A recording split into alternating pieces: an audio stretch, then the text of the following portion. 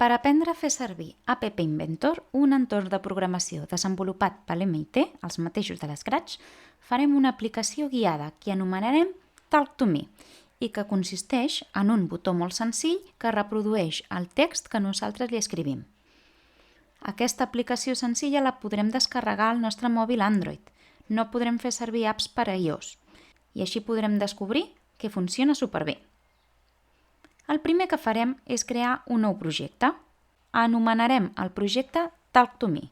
No es poden deixar espais en blanc.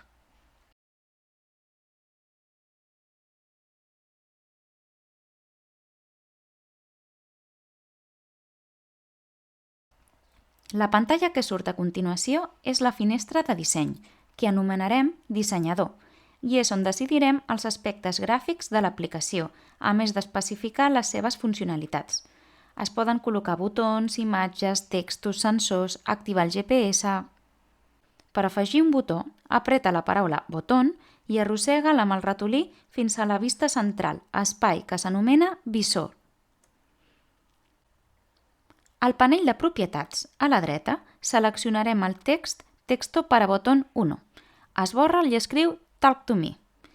Veuràs que el text del visor canviarà automàticament. Obre el desplegable Medios, que trobaràs a l'esquerra i arrossega el component Texto a voz. Veuràs que s'ha col·locat a la part inferior, que correspon a la dels components no visibles, perquè és un element que no es mostrarà a la interfície d'usuari. És hora de començar a programar. Clica al botó Bloques, que hi ha a la dreta per entrar a l'editor de blocs.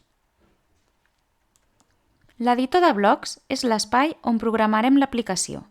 Hi ha blocs de control, lògica, matemàtiques i a sota d'aquests hi ha blocs que es relacionen directament amb els components de l'app. Per aquest motiu, sempre caldrà fer la part de la interfície gràfica primer i després programar el comportament d'aquell botó o element en general. Per a programar el nostre botó, el seleccionarem al menú de l'esquerra i arrossegarem el bloc de Cuando botón 1 clic a la part de la dreta, que és on realitzarem els nostres programes. Igual que l'Scratch, cada objecte tindrà el seu programa. D'això se'n diu programació per objectes.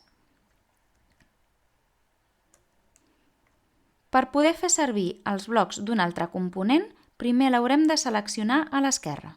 Selecciona Texto a voz i arrossega el bloc Llamar dins del condicional. D'aquesta manera, quan apretem el botó, es reproduirà un missatge. Ara només cal indicar-li al programa què és el que haurà de dir el telèfon. Donat que haurem d'introduir un text, anem a l'apartat Text i arrosseguem el bloc buit amb el del missatge.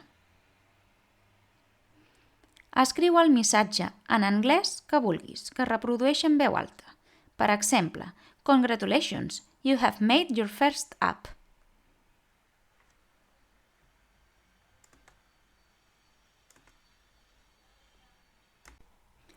Per emular el funcionament de la nostra app a un dispositiu Android, farem servir l'iCompanion. l'iCompanion és un emulador gratuït que haureu d'instal·lar al vostre mòbil o tauleta i que trobareu a l'App Store. Busqueu iCompanion i descarregueu l'aplicació que podeu veure a continuació. Quan l'obriu per primer cop, l'app us demanarà uns permisos que caldrà acceptar.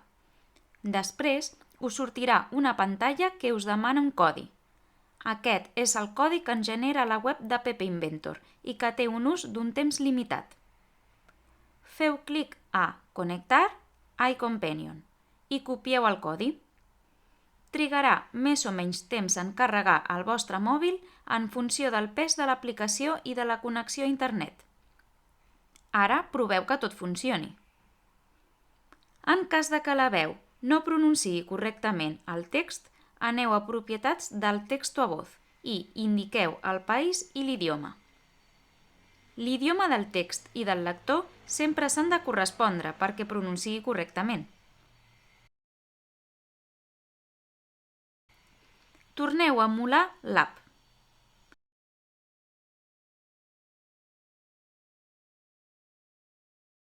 Si us dona error, haureu de tancar l'aplicació del vostre mòbil i tornar-la a obrir.